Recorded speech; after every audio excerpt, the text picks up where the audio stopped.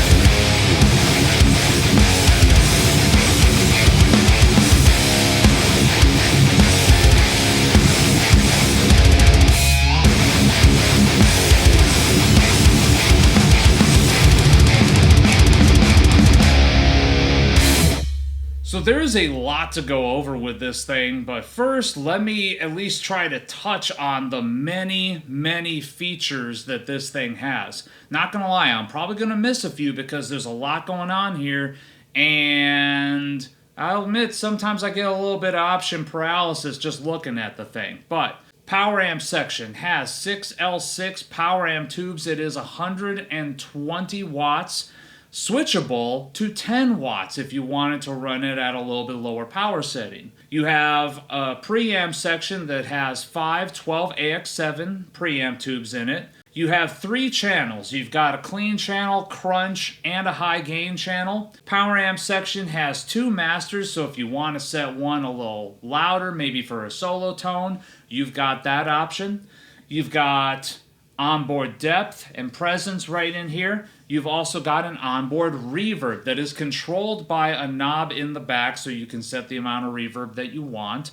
That reverb, by the way, is pretty lush sounding, if I do say so. You've got also an onboard gate. There again, controlled by a knob in the back. The threshold knob is located in the back. You can set it as you wish. What is this knob, you might be asking? This knob is something special. There is a built-in 2 notes impulse loader right into the head itself. So it comes with 6 already preloaded virtual cabinets on here, but you can also connect this thing via Bluetooth or USB, change those cabinets around a little bit to maybe something that you've seen on 2 Notes' website that you think is a little bit more awesome sounding. Also on here, you've got a few other switchable things. On the clean channel, you do have a brightness switch so you can get a little bit more chimey, clean tone out of there. On the heavy distortion, the heavy gain channel, you've got this bright switch, which there again adds a little bit more of that treble boost to it.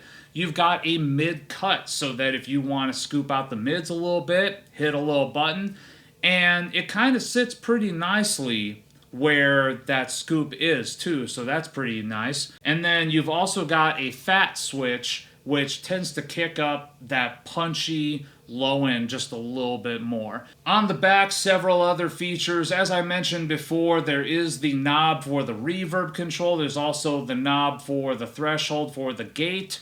There is also the XLR outputs that are for the 2 Notes that is built into this. So you can plug this head directly into your interface, no load box required. That being said, if you want to still go the traditional route, you do have 5 speaker outputs on the back of this if you want to run it into your speaker cab. If you want to do like me and run it into a 2 Notes captor that's on the outboard, you can do that as well. Also on the back, You've got a foot switch in, which, by the way, this foot switch is pretty awesome. It's pretty heavy duty, has 6 switches on it, 1 for each of the 3 channels, 1 switch that goes between the 2 masters, and then you've also got switchable effects loop, as well as a mute button, too, for those moments where, you know, your singer's doing a little bit of talking on stage and you want to give him some space. Just kidding, we never want to give the lead singer too much space. But yeah, so there you go. There's a ton of different stuff going on with this head. Enough jawing about it. Let's actually pick up a guitar and check out how it sounds. For the purposes of this tone demo, I will be utilizing the same guitar that you guys heard in the demo song. I'm going to be using my Solar S1.6 Pubba, loaded with the Duncan Solar humbuckers in it. I really love this guitar for modern metal tones, and because of that, you're gonna see why this goes so well with this Revv generator head. Okay, so firstly we are running the head out the speaker output in the back into the 2 notes captor, and then from there into the 2 notes wall of sound plugin in my DAW.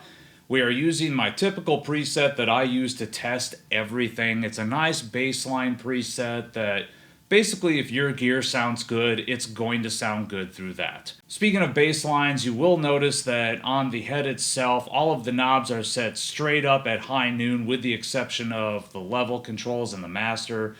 This being because I went through all the channels and just tried to get everything kind of level set, make it so that nothing sounds unbalanced, kind of keeping everything at roughly the same loudness level. But anyways, enough of my yammering. Let's just actually check out the clean channel. This is with all the knobs facing straight up and without the bright switch engaged.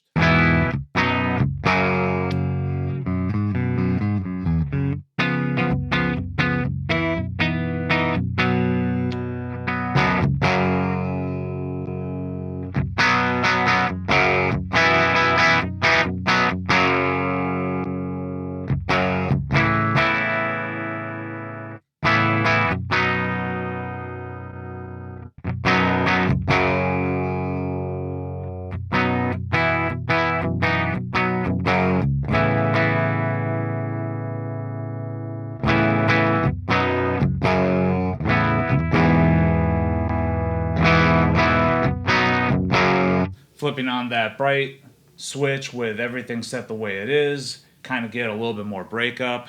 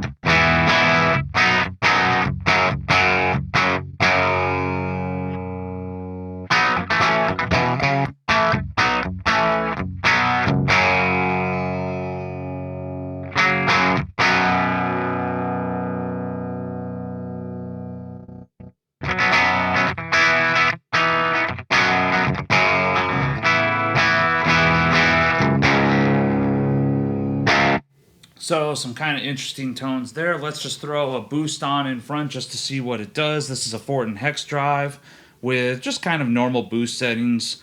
Drive at about 9 o'clock, level very much close to dimed, and tone just ever so slightly right of center.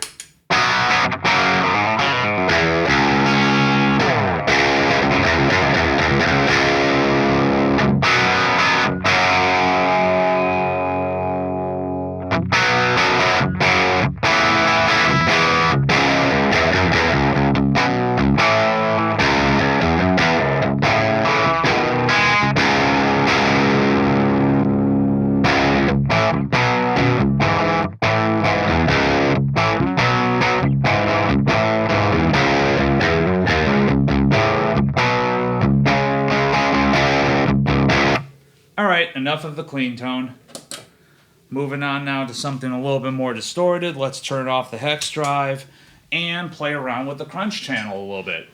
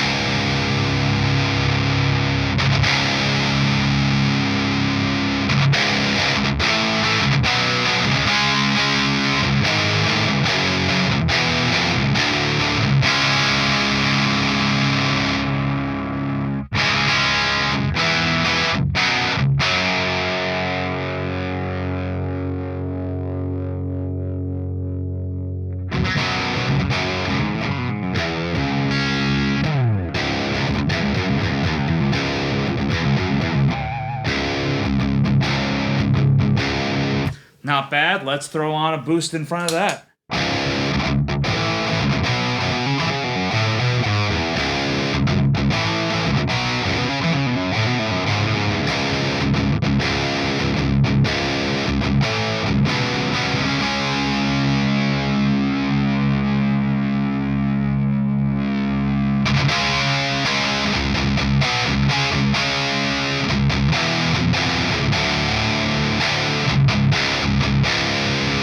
Kind of a nice hard rock and metal tone there. Not super molten, but at the same time, kind of clear and articulate, and yet still somewhat vintage sounding. Like, I'm getting a little bit of a Marshall vibe out of there. This being an amp that is loaded with 6L6, but I am getting a little bit of a Marshall vibe out of that.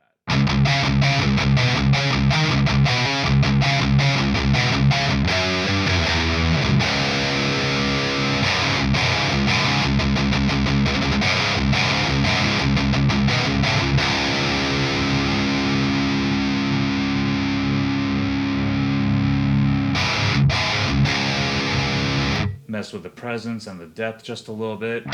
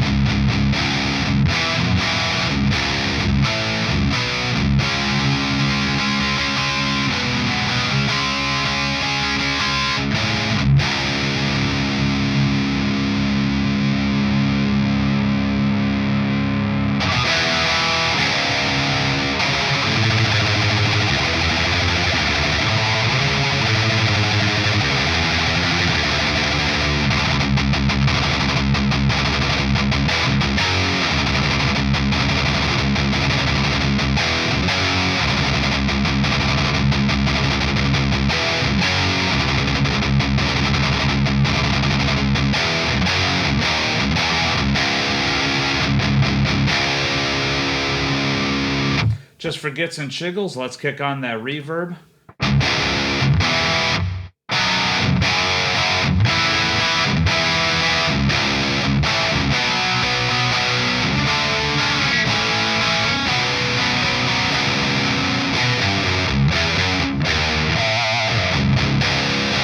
So the reverb knob in the back of the amp is just set to straight up high noon, so this is just kind of the midpoint.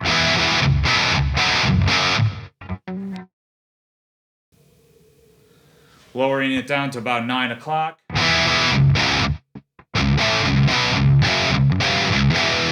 Just barely there. Let's crank it and see what that does.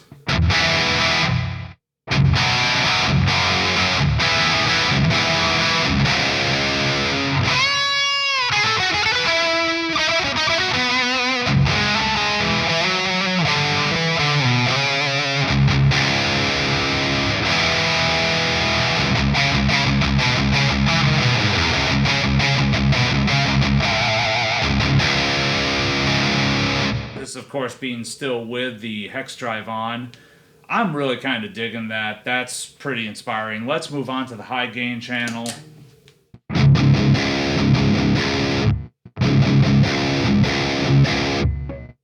Let's just kick on the onboard gate and also set the depth and presence back to noon.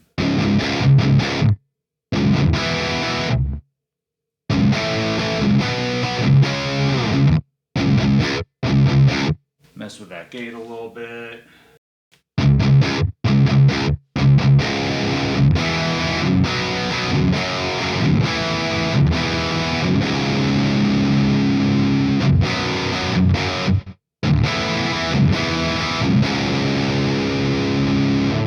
So with the knobs currently set the way that they are, you're getting a really, really kind of even tone, for lack of a better description.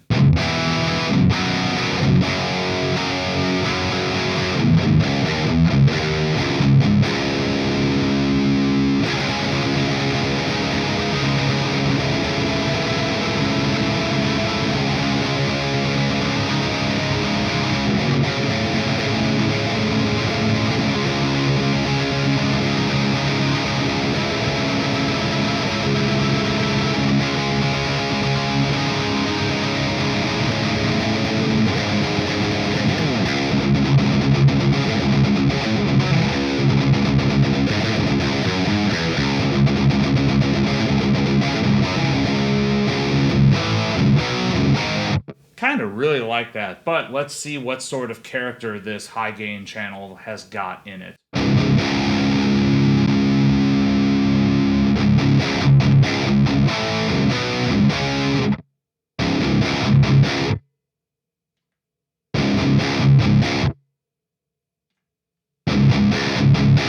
Ooh, there you go.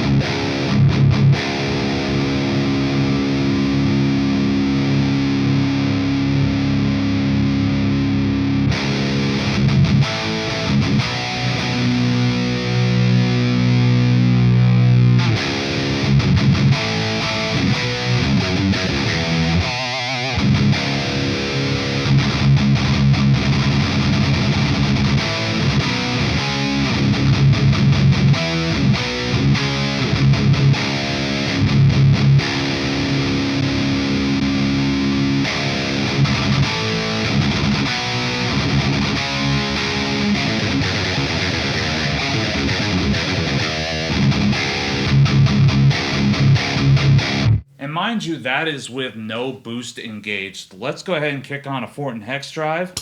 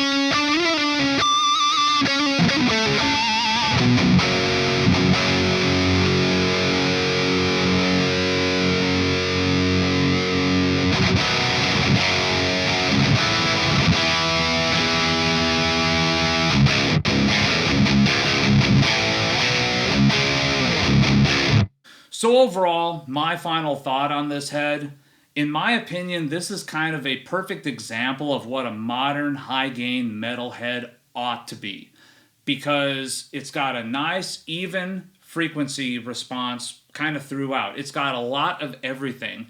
There's a lot of bass. There's a lot of bass. There's a lot of mid-range. There's a lot of treble.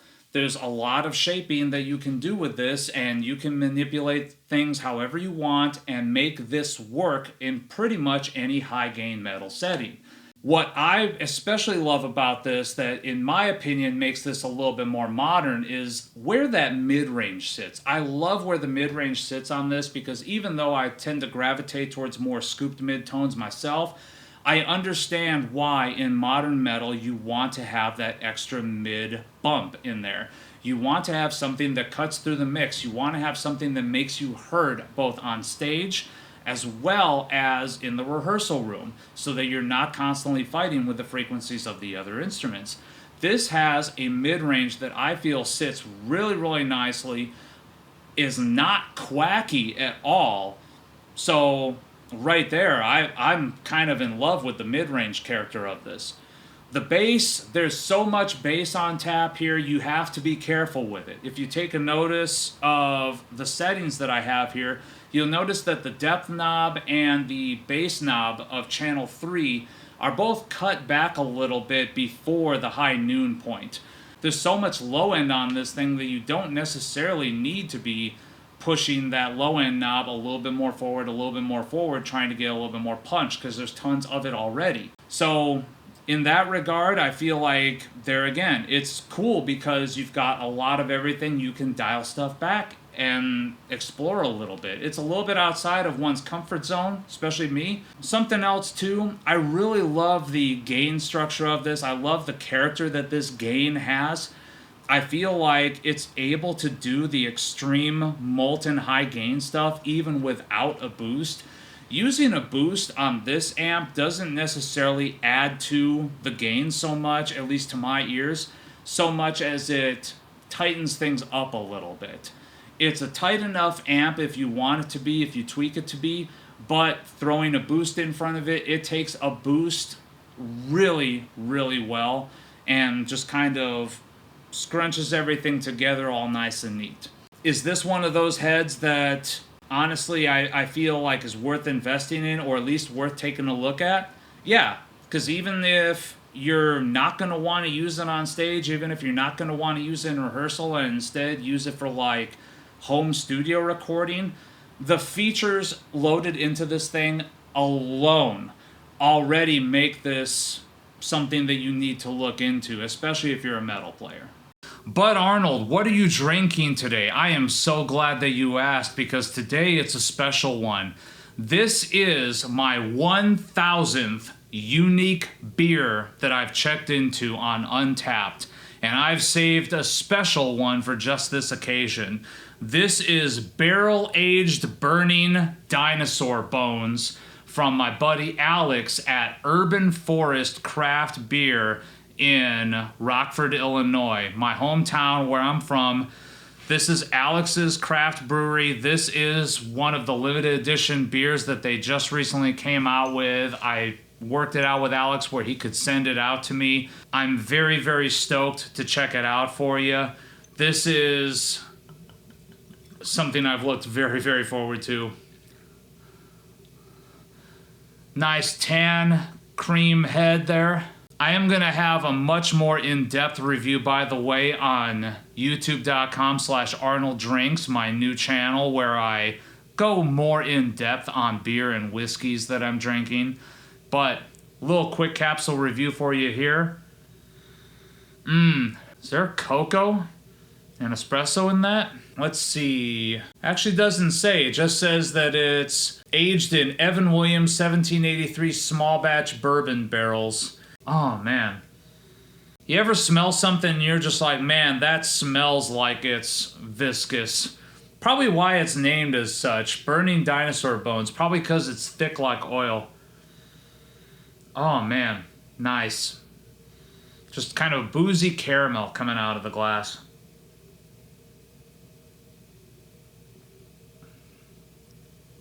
Oh, that's delectable. So the boozy character is very prominent in there. You've got a little bit of caramel that's coming out, sort of molasses-like sweetness to it. Very thick and oily, though. That is a damn good barrel-aged stout, if I do say so. Because it's not overly sweet, it's not lacking in the booziness and overpowered by the beer. Likewise, it's not overpoweringly boozy. It's kind of nice and balanced. That's very good. Yep. Urban Forest Barrel-Aged Burning Dinosaur Bones. Please check out Urban Forest Beers out of Rockford, Illinois. Give my buddy Alex some love. Thank you so much. So thank you guys so very much for tuning in. Please remember to like this video, subscribe to this channel. Tons more of this content to come. And as always, remember, take what you do seriously. Do not take yourselves too seriously.